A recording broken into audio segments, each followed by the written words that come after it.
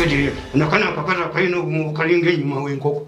Ekyo yange sinasaka basi ngo obulwadde sebuli bwana. Mwana mwana bye obulwadde bukya bakakaza bakakunyimba leka kunyimba ne kadduka. Kombera bakakozesa.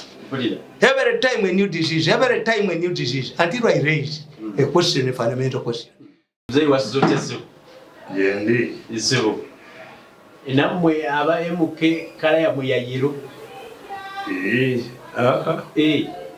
Ze njagala nnyo cream. Njagala nnyo yellow even before this government came. Have a good selection of colors.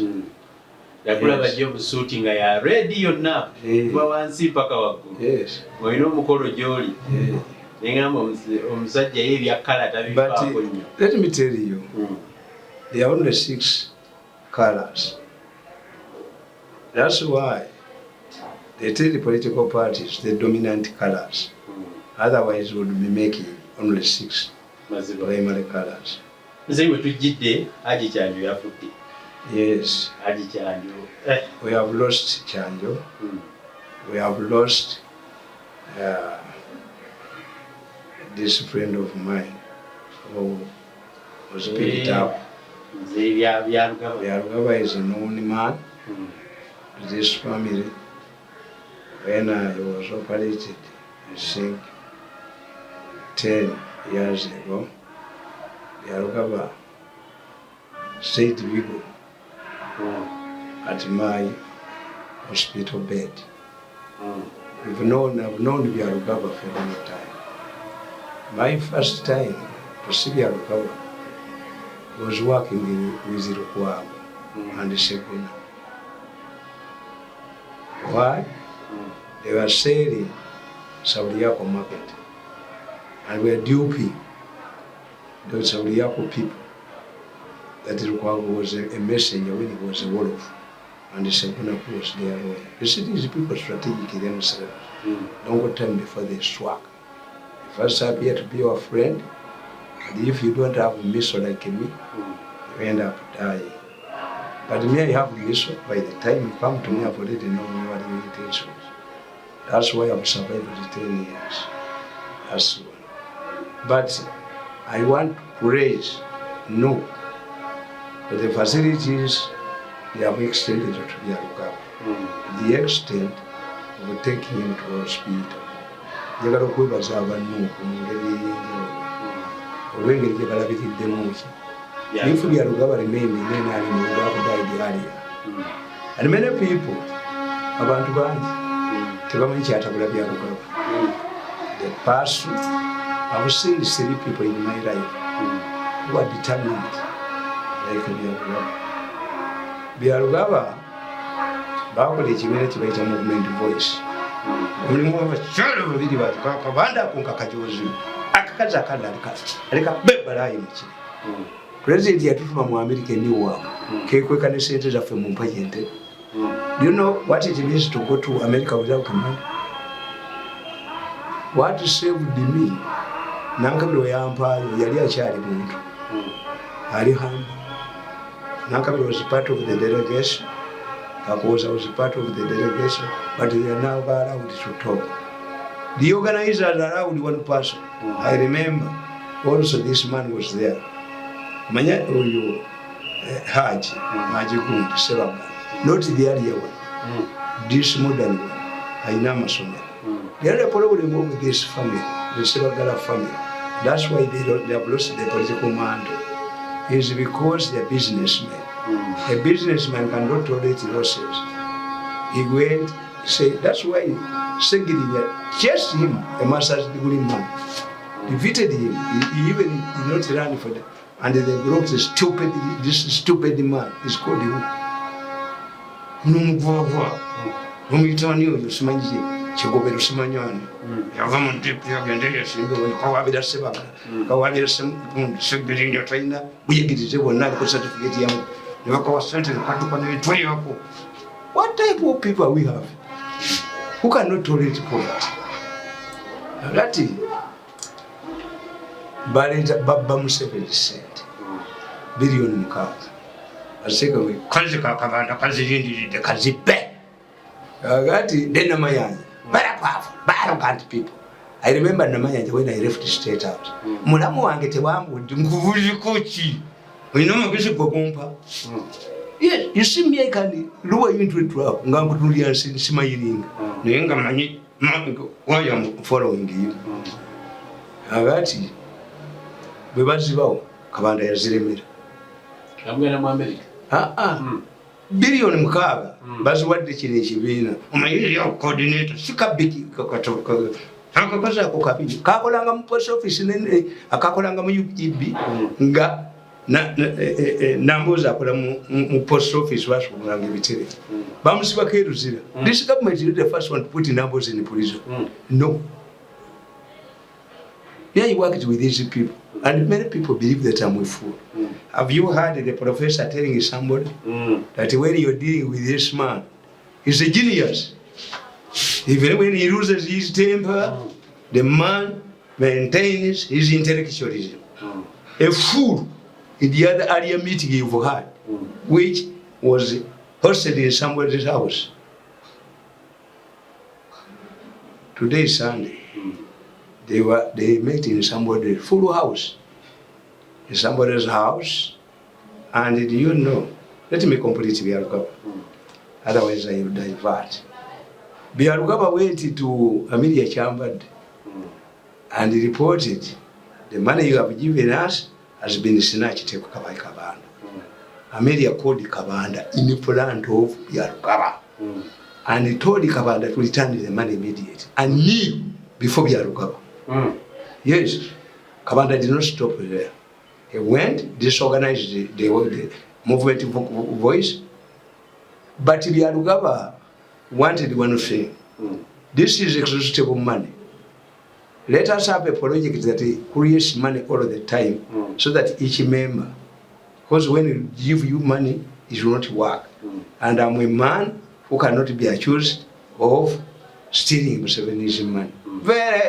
Because of his support from Museveni, I managed to get one of his daughters a scholarship from State House. She was educated at the university. Byarugaba, to tell you how Byarugaba was connected to me. So, do you know what Kabanda did? Byarugaba bought borders.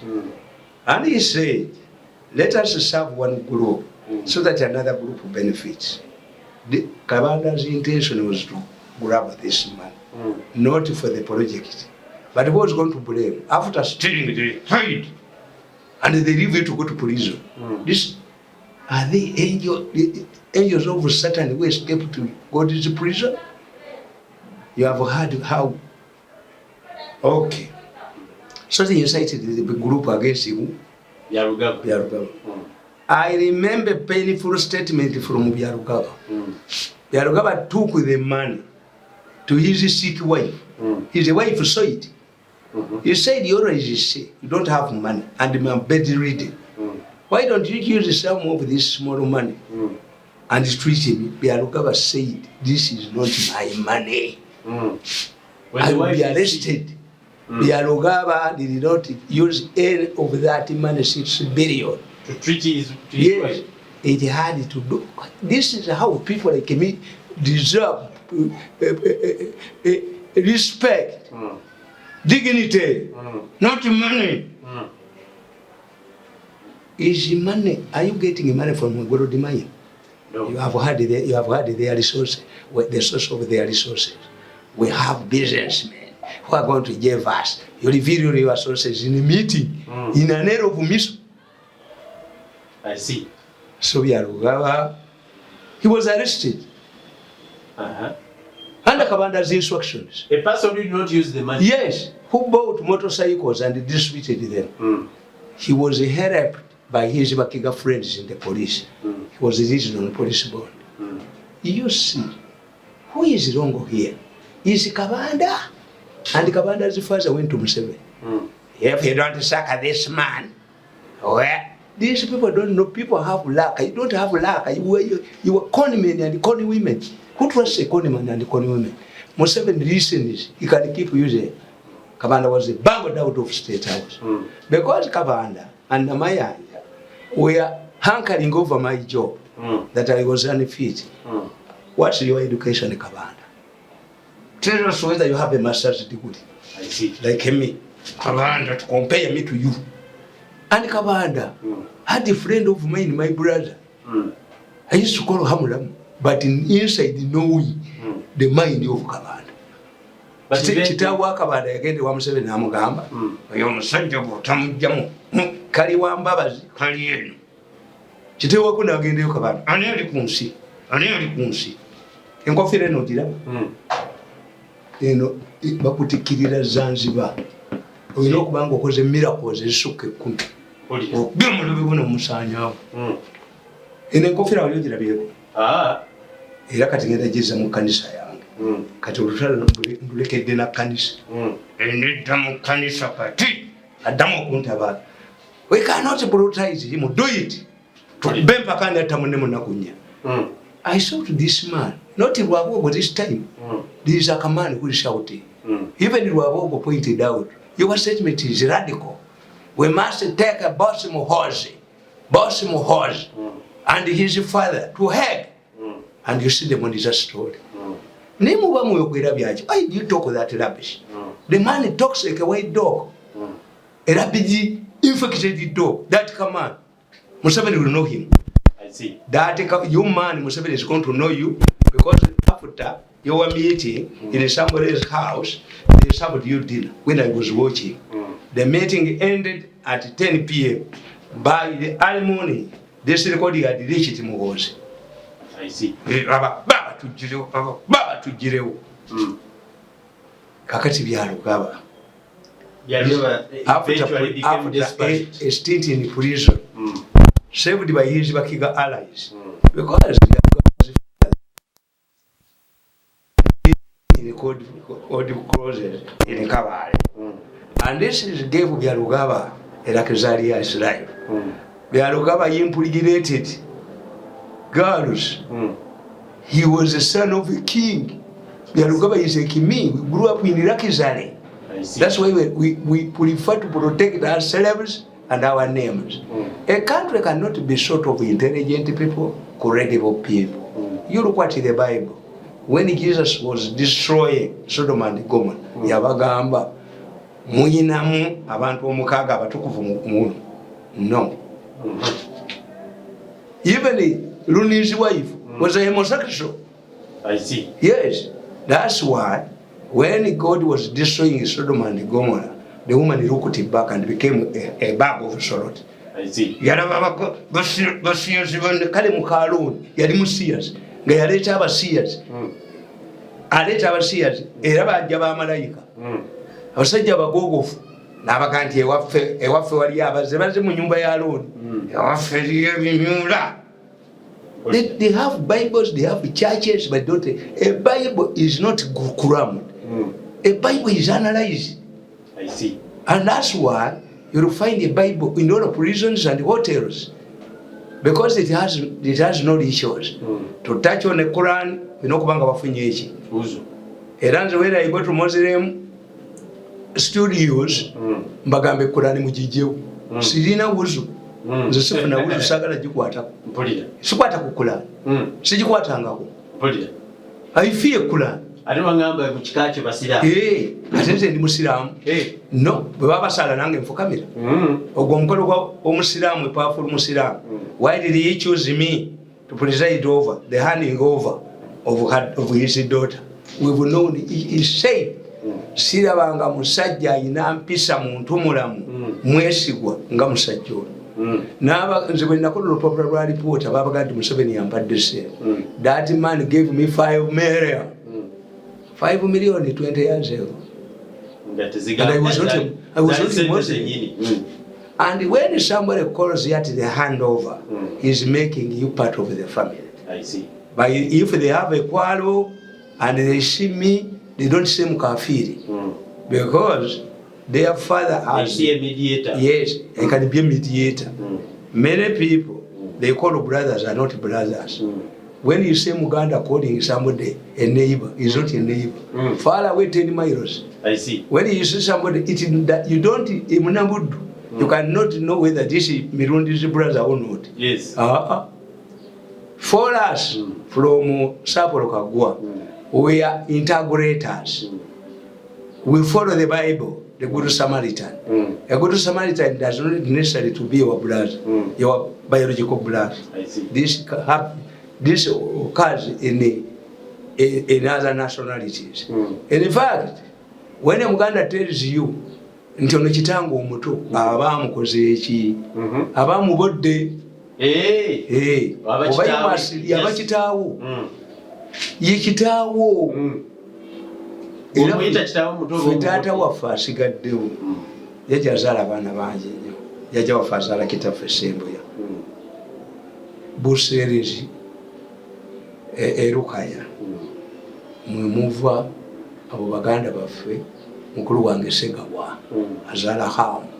I had we know idiots back at tantrum. You are stupid. You don't make a research. I see. These are idiots. So masquerading as journalists. They were former fishermen.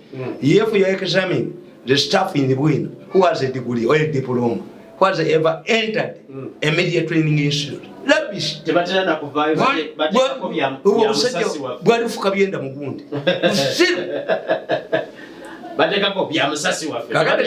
me tell you, because these are idiots. You put an advert, the king of politics in Uganda. You put another advert that is a drunkard. A journalist is on beer where we say that beer umunywa na at this age. A caution. But they're don't saying don't drink beer. Bonywa tovuga kitegeeza munywe ufuna another drive. Yes. They find a gullible society like Uganda to read such a newspaper. Imagine. I don't fear criticism because as you have heard the professor telling this man that if you think he doesn't give up, you dangle and he comes. First of all, why do you dangle now? For 10 years he refused to dangle. I'm a madman, I'm what. Go to New Vision, swear Amazi. Go to Media Center, swear Amazi. I have my church here. I see. Can you believe me, man? I have friends. In fact, let me tell you, I don't believe in religion. No, brotherhood. Because the man, Kale, is sustaining me in addition to my elder brothers, Kirakita, many young percent. Abana bagenda ne bamukula. Amanyi ndi mutabani we. And I respect him. Kulunu ngambudde mudwali mulwadde nagano mubolera buli family yange ina nejerekera sente ningenda ne mugaba tebakutawanya I've left money at home in all my four homes when number like enough money to survive a month without coming to you, but he's a man who gives them money. I see. The children go to him soft sport long base yet atunulira bano ogerayo linnya lyo atunulira buvunanyizibwa kitafu yakola ki we yalina ham andabirira je kale yo one. But do you know the person who gave me 3 million because I could not touch government money is a pastor. I see. I'm not a Morocco. No, the people have been giving me under pressure. They are locally. Gwagamba nti oyine kanisa ye. Kakati gundi ebyange bibakwatako. God yalinda mula. Polida. Era nabagambye guno nadengeze wa Mayanja, Minister Mayanja, yafiiriddwa Muganda. Naye Mayanja yagambye nti ensi nfunda omuntu tasaana kugizanyiramu. The surgeon, the person in the charge of that hospital, yamututte, one of the senior people in that, a senior surgeon, yamutunulira bwati. You resemble somebody, you know. Hey, is my brother working in M.i.S.O branch? I'm not working in the M.i.S.O branch. He's my personal assistant. So are you related? The Mirundi Junior. This is a medical doctor who took charge of his brother who died. And I sympathize with my age. In addition to harassment in the government, a man who left the collaborative business, one of the prominent, he has a lot of money. No sanga never cover. Ataina recordinga mu humiliate. No sanga permanent. I'm not saying about this permanent secretary. But I'm saying you're the suffering in the government. You find the P2 person in the charge of State House. You find the person, yes, you can't catch up at humiliating people with education. It encourages education, but to keep jobs in the State House are given to non-educated people. This is the contradiction of himself. Manyaba kazi abasajja batenya abantu abakazi abayigirize. Oya kutawanya. Yes, but if you want to go what you got kula mu nsi abamba kasijja kuwasa. No, you cannot avoid the marriage. Yes. Because you're going to, even in the overseas you see, when you read my book, nti abasajja baduze ku bakazi mu Europe. The cost of separation. Ali go ya separating and because we almost went broke. But Bill Gates yamuwa kubera anchor mu TV. A former vice president. I see. Ngaramwishingira mu poverty. What about this case about Bill Gates? Yasasura sente meko kuva ku buloberebe kutoka ku wokutano. What if he was an African man or a Uganda? Because yali musi. Byarugaba yanyiga nnyo. Mukazi we tamuwaddeko yadde ekikulu. But he is bedridden. Atandika okubenale. I supported him. Kati ukolirani. Era people wondered at one time, never say that people spies.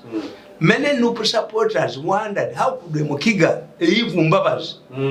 Leave all the Bakiga, the Rugundas, the powerful Bakiga, and join NUP. Until they examined the man was consistent, but they didn't know that the originality of his anger was Kabanda. I see. Because Kabanda was humiliated by Maria Chamba, narrative before vomited the money, and narrative before Byarugaba. Naye abanupu mbebaza bamuzibidde ennyumba bamututte mu America kati ulusi enali mu supporters who humiliated him flock against Bali baba battire. You are not invited there. I'm not a family man, but I know the anger. I know the magam in my destroying my life, entire life. Because of your president's ambitions. I see. And he made a mistake. If I'm a mad man, I'm what? Let him put his platform on social media. Why do you have to hire the users? Now with that, has rejected the money. Let me use this money to finance the bloggers. They use this. I can defeat anybody. What will they do? We use UCC this time. Oyo mwala wa UCC bwatampalinga ne program. Ngenda mundu ate ekikulu kutanuke. Ajja kubunya. Mwala kwajja kubunya kwatakemu. Nabategedde. Mugenda kutampalinga ne program zange mu masasule ba bloggers. Buliwa bwembu obubwa. The disciples are back. Bwe buliwa. Yefa sinairo. Fails to bring back a message. You send there a chameleon. Who moves the faster? Uganda bloggers are funny. How much money do they? Because they're mercenaries. When you do mercenary work, even the person who is giving you money cannot trust you. Kakati neighbors have a NUP. Eventually, Bobi Wine, I think he wanted, a Westerner because he has no way alone. What these people do when any Muganda forms a political outfit is isolated. They say the people that Bobi Wine won the elections. How many votes did he get from Western Uganda? How can a diplomat man rule the country? Museveni has raised the bar. I see. He must be a professor. He must be a military general at the general level. Which end of your business factions without monopolism. You have never been a businessman. This is privileged ways, which will vanish like ice cream. I see. If a wholesale government takes power, that's why they are fighting tooth and nail. That's the Byarugaba story. To many people like me, but NUP guys are good. Because you have NRM for a long time. Because of not even a Kabanda. Not even what? And he died casting the Kabanda. I see. How can you put somebody in the prison, police cells, because he has denied you access to stealing money? And this is why Kabanda was defeated in her constituency several times. Once defeated, once Kabanda defeated. Eventually, Kapa wezale byana byayo, ego bamagunju. Kabanda yadukira mu NUP. Nafumbirwa n'omusajja omukadde. Bamuyitanga ani? omusajja omukadde. How can a young woman be married to an old woman, an old man? To prove in Butambala, because Butambala is conservative, that she is properly married. She was decisively defeated until she left. She only benefited from this wave of no. Try no. Era kabanda nina abasajja abo nga bakola list yabo nga kabanda kuwali. Nempita omwala we Butambala nemuga listen to this recording. M.i.S.O has been in existence for a long time. Yes. Never quarter da. Meeting is a moment sawa nabala banga bali mu dina. Bring a photo for my visitors. Nga bali ku recording. How can you have a full house without searching anybody? Why do you assume after Obama's meeting kusawa nya kusawa musawa somebody came here demanding 10 million. I listened to it. I recorded it. From them, ne lubali bagala okuhayalinga banna Kenya okuba nkozi. Era one of them yaguza M.i.S.O recording. We do our work and we have now acquired modern technology. We can cover you in Southern Sudan. Wherever you want. We can cover you in Rwanda. Get you in Rwanda. We can get you in the whole of East Africa. I see. Here we have expanded our network and we are not like a M.i.S.O. For us, Katabazi, my friend Katabazi. We grew up together, we have been together, we have been what? Sina problem na Katabazi. Even when they are recruiting, people can counter the opposition. Katabazi picked my son. Yes. I see. To tell you that I have no anger. For Baganda to go and akuwero omwana, akira na kuwagadde. Any person kati Mayanja we are brothers. Yes, without Mayanja would he go there? Robert bagenzo omuku atanga bali. Nakalema ye.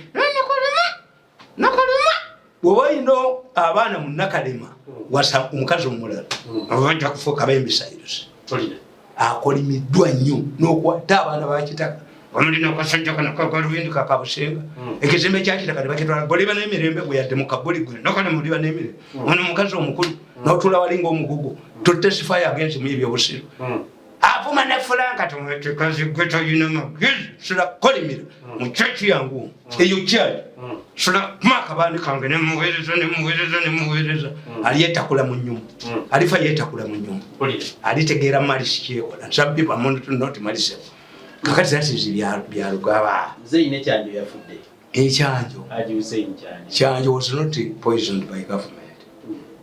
Kyanjo, but I not talk about him. Kyanjo has been my friend for a long time. Kyanjo, and there was a lecturer at the university. They asked me, what's your level of education? You are highly intelligent. The man offered, it was after meeting the Kyanjos. There was another man in the university was teaching literature. Very brilliant young man. Makere University. Abbas change. So we sat in a meeting. The Muslims had offered me this. They had a building on Olugudurunu, Olukugusa straight to Cooperative Bank. We some once one. We only work with Johnson Street. Naiwan. We were Simbanga Kambe. Said that Mwakamba Mazimai. We sat in that meeting. Every time they used to call me. I said they cannot convert to Islam. Everybody will think that I've converted to Islam. I cannot be like a chameleon. That you have reached a level. A person who has been driving Porsche cars, you need before people to help you. To sort of what if you hold a weekday? You even become a beggar with a begging basket in the company. I see. I prefer my dignity. I got it. I was saying, education is measured in 3 ways. A certificate, a diploma, and a degree. However much you educated, a person will ask you,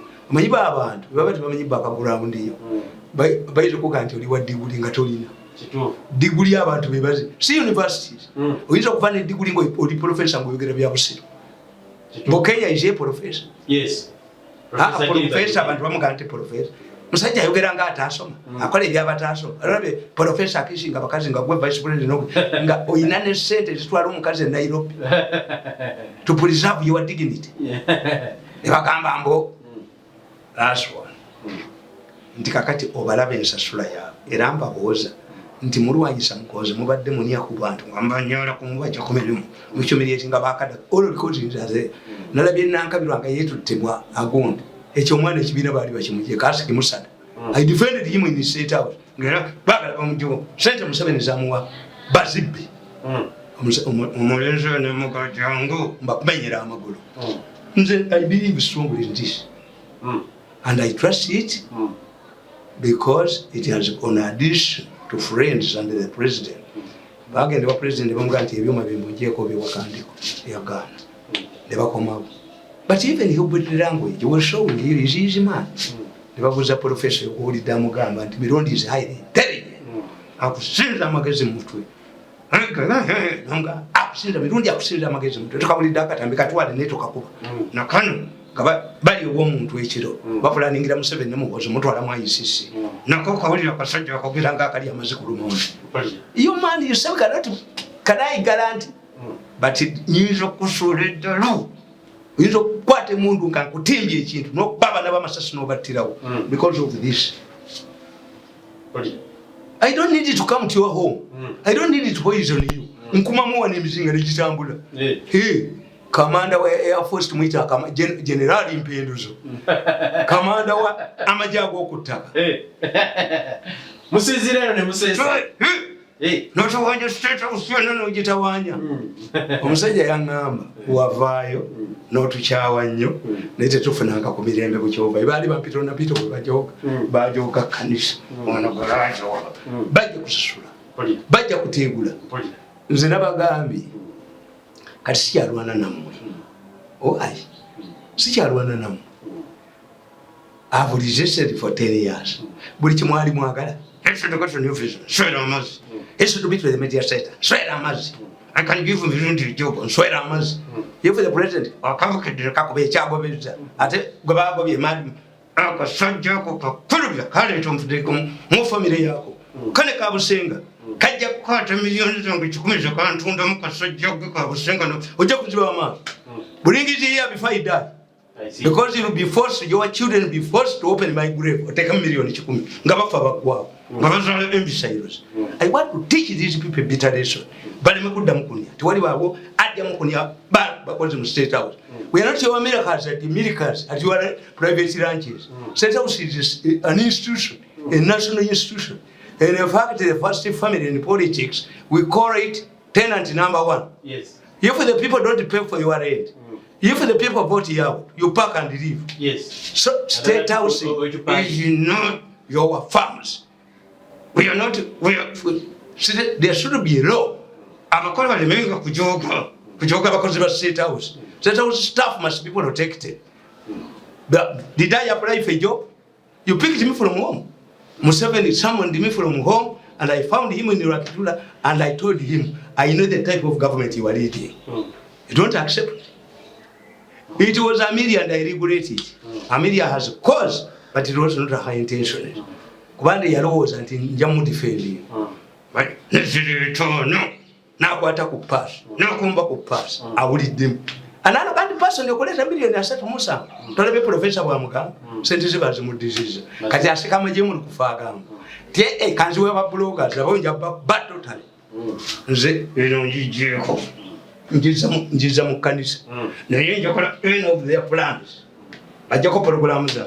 Akakola kajja kulwala. Egundi. Kati kava mu nsonga kawunye. Nze no kawunyisa ebinyanja mu mbugo. Nga nsinzira wa. Wano si wa mulala. Avuddeyo. Ate abasaba abaganda bakola olugambo. Abasaba abaganda nabo batega abantu. Nagenda afune mu sente. Leta ekifaananyi kyabundi akikwatirayo n'akimutwalira. So I know. Nze bana basaba abaganda mbamwe. Because I'm part of them and educate. Waliwo musawo anti mwete mubamanyi. I was explaining ewamayanja. Timulimu abaloko. Mulimu abavumuzi. Mulimu abakolimi. Mulimu ffe. Emandwa n'omugugu byanjawulo emandwa eyogera kati nina boss bye bintu bimaze emyaka ng'ebikumi byakatta bameka abajanze family byakatta bameka nibyo byakasula bameka eddala emyaka 13 obaka olwana ne kanisa kati nzimbalesi n'enkufiira egenda mu kanisa when they carry out the plan and I can assure you nabaga nti akatambi akalimu omulamuzi kajja kutuuka ewa Museveni katuukayo nakano kagenda kutuukayo ne organic ICC bagigula wano ku organic case. I have all of the proceedings of the organic case. They had two Chinese yadduka mu hoteli muwala we nadduka yali abawadde millions of dollars nadduka ngamba jimbo liubi. This only the tapes. Kati ndaziwadde mufozi omula toyina kyomanja talina kyamanja tazisuubira zikwatako ente nazitadde tumpuruvinze emyaka 10 sente ze nazigubye kakati ewange onoonyayo kanisa gyebutomere ojja kutomera kanisa buli annumba ajja kutomera kanisa bwefuga kanisa njitaddemu pulireya ezo planning njizizaayo njiwanike baddemu bannumbe batabaale kanisa nzikankubuuli okuva mu buto bwange siri mwange kitange nagana kwenda ku ssomero kitange nangoba ankube n'omukugu namulabira ku kitooke bwe nti nimusala amanyi katono gamuveemu omusajja ali mu mpale twabuza yafuna wounds everywhere ng'ali muki mama wange namuyita namugamba ku mwana wange kuba tasoma aleke namwana wange aliko ekizibu mudde mwolabe eventually wasoma Mirundi abandoned me. No, abakazi bagezi. My mother went to Shrine once. Is religious. Era noyo gundi bagenda yo mulaba nga batuma twali ekifaananyi kya Bikira Maria. Ye abirivingira mu Virgin Mary. Ever since she left Islam. Era ye Maurisia. Nafu erinnya likikatuliki. Bikira Maria. My mother went to the shrine once. N'abasaba omwana wange omulungi bw'atyo omulenzi omulungi omwana omugezi bw'atyo omwana ng'agaana okusoma ne bamuga yes bawa verdict era bamugamba fuluma musaba oyo omukazi omweru agenda kufa. My mother was a very brown woman even today mukazi mulungi nnyo. That's why in our family we have the brown ones and we have the black ones abafaanana kitaffe ba black. Oyo junior ayina baganda be babiri omulenzi n'omuwala abayita ba NUP abagamba abadinka baabo paka lwe namugamba nti you'll be isolated ayagala kano akali brown kabuligeti ye kabera nako era ke kabadde kamu defending ku bakazi abakadde amale mu muleke akyali mwana muto akyali negamba abakwatakana junior lekera okuvuma banno nti badinka family yaffe divided into two. The black ones, bafana kitaffe. The brown ones, I was a brown man. Naina muganda nga naye ali very brown. Ne bagamba mu Mirundi yazadde abatolo. Batuyitanga batolo. Very brown people. Obukulu abaganda bagamba nti buwoomya ttooka. I was a very brown man. Mzee waliko brown gwe? Very handsome. Serious? Yes. Villagers used to admire us. Very brown. Nga bate bamanyi tize jjajjange yawangaala nnyo. Jajja kali yali jajja wa nnyabo naffe ne tuzaala ng'akyali naye ng'azibye amaaso we am seeing my mother heading it to my mother ayinza okuwangala emyaka 10 ekimuluma amagulu ge baakuba nabwe baamukubira nga tamulabangako ate baba mutwalayo bana naloisa yali ayinza omutta mukazi oyo ayina ekitima ekibi alla kyeyavaamu mu okuzaala yali muka mukyasi wa Amini bayawukanya ku boodi yenaakoma neyesukwizi kyobalaba yayimuka mangu ebya military yali abimanyi. Yes, was married to a mini soldier. Yes. And Nalweso is related, is a Musoga, related to the Ssaako family. He is a Musoga, no is a Musoga. When he investigates her, at a moment in time to investigate people. You're raising a man. Can you show me what telling you that we Musoga? Is the Musoga a bad word? No. Is it defamatory? Musoga is a tribe. Yes. Her origin, she originated from the Ssaako Kagwa family. Can you imagine? Muzukulu wa Ssaako Kagwa, a former Prime Minister of Uganda, a very powerful one, who negotiated the 1900 agreement. You end up with an Amini soldier. Imagine. Why didn't you study? She got that cash from day one. She might have done something wrong. That's one. Katiba nomba gamba. Tewange temukyalina kyemukola ki? Kimayo. ICC mujja kulya towulidde omusajja ng'agamba nti Museveni and Muhoozi should be handed over to ICC. Obawulidde nti we have the money, have a lot of money. Muhoozi is a poor man. We shall dominate the media. Over monitor you watch it. And if you go ahead, I have handed over the organic case where Yomba and Wawuya were recruited by a prominent lawyer. One of them was Tamale. But I hear a man called Mirundi. Mirundi in 6 months will be either rotting in his village, will be in prison or dead. Kisajja gwe. Nengendo kira bakiyimiridde mu bijjolo. Obonyi kisajja gwe nakutunza enteze kabale. Banyabonyeza nnyo. Oyina omukazi gwe. Kyagenda okwesimbawo. Aba DP bano bayiwa. Bo butambi bubiri. Nekize ngalabi mu nnyumba. Chagiza yo nga bakitegedde. Kyeko kuma weeko 10. Olusalo lumwe muluziza. Nabaga nti amwe makiwa ma. Chalenda diso ampisa ekyankwanzi yali ajja kufiira. Yali ndinje kubetuka. Ye babo mumbatire. Me when I make a statement, tetuliyogerako ku nsi mu kabuli ne muggulu. I cannot distract from that statement. When I say you never work in this government again, maybe when Museveni, because I sang Museveni, I have soldiers, I'm one of the most guarded people. Where do you find a man who does not work, but who is driven by government chauffeur? A driver is paid by government, the vehicle is serviced by government, the tires are bought by government. When some government officials have no vehicles, they're working on foot. Everyone is wondering how you refuse to go and work and still stay with privileges. What I know about Museveni, Museveni can over you, lowering the snakes out of their hole. But during this time, when you see Museveni softening on you, now business, then you are making a very big mistake. He's exposing you in backing. Salim Saleh doesn't want.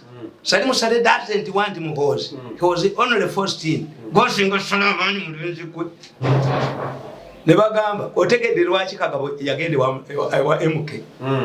Muntu yagende omuntu namubuuza. Why don't I support Museveni? The man told him, instead of supporting an old man, support a younger man. This ask Kagabo, where he went. Towulidde nga bakyogera. Ate ali obubi ennyo. Sikazi we Bashiri. Bamwana omulimu mu M.i.S.O. Bamuwa omulimu. N'abaddukako. Nakukola bulungi. Kakati if you are in a habit of mentioning those you have worked with, who will work with you, what guarantee do you give him or her that will not reveal him at a later stage? Akasajja kasiru. Lwabogo wejeka akasajja. Togiranga kulya lumonde ku mazzi. Kasajja gwe you want fit to be in a government institution. You have no brains, you are stupid, you are an idiot. I see. You are like a shouting dog that suffers from rabies. Tukayina nuwo byo kogera byo nakafumula bufunzi katika bakutegere kasajja kujja ko. Ane mane mwanika. You look. Aba mekingiza abogoba kwa. Andika kugoba. Batotegera. Osobola okutegeera bakutte emyaka 10 technology yabalema baleta abachayina wano n'abalema Franka tumwebaze n'aleeta omuchayina nebagala okubagana n'agende wa Mbabazi yamugamba Mbabazi made an assessment omanyi who detected Mbabazi nengamba kakaza kusisika chapati kasisika sumbusa Mbabazi is planning is to overthrow Museveni nempa nawandika akatabo kano magazine here. Mbabazi's campaign materials arrive. Olaba ebipande ebyaliko kaliko February 2015. Ngebulo mwaka mulamba ki kuliko ki NRM Poor Youth Forum. We need fundamental change. Museveni must retire in 2015. Tomulaba Mbabazi.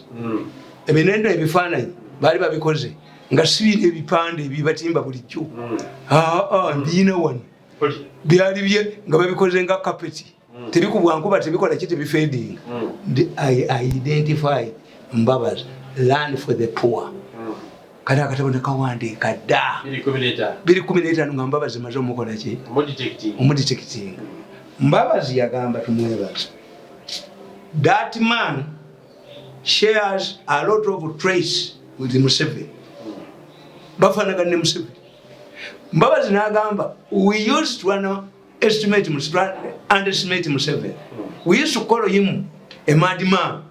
He ended up snatching a power from us. I'm seeing Mirundi doing the same. If you think Mirundi is stupid, is an idiot, is what? Mirundi is more intelligent than you. Era mbabazi agamba Franka tumweba nakugana ebintu ebyo nga yagala bere prime minister. Era bamulonda ko Franka tumweba ze bamulonda ku minister. Mbabazi yagenda ku mukolo gwe. You are saying you don't have a successor. This is what no gwetalu bwalibera prime minister. Now I'm a man who started in the cabinet, who has never been dropped in the cabinet. But I have no quarrel with Franka Tumwebas. Franka Tumwebas said, we have suffocated this man for a long time. His family has suffered. Umana ngebamuta, bamanya ne bagamujamu. Ngakusenyiwati na kukwasaba. Mwena bakwasu, nebakwaso no. Njaba baba malebu mutagwe dalunga temuvudde. Mugenda kulaba musajja ine ebigenge bamugalire mu nyumba. Kati ndabakwasizza ne wange temuyina kimubanja. Recording is about to boss organs. Kubanga recording is about Ntiana Hosairo government will pursue the matter. Yes. Chobola bayina okutta mugozi. Yes. Nete bamusobola. The organic case baba obusajja obwa ICC buddemu mbube. Oyo lawyer, oyo prominent lawyer yasanga wiya ne weyomba. N'abali ku luti gw'omwana n'agira. Ne batandika operation y'emulago. 63 of your surgeons were indicted by ICC. The first session, proceedings is on M.i.S.O they used to communicate, they were COVID. They were supposed to testify in the Hague. In the presence, they were Hajji. They were going present here. COVID, sinasaka basi ngo ulwadde sebulibwana mwana mwana bye bulwadde bya bakakaza bakakunyumba kakunyumba kaduka bakubira bakakozesa every time a new disease until I raise the question, a fundamental question. Give me chance,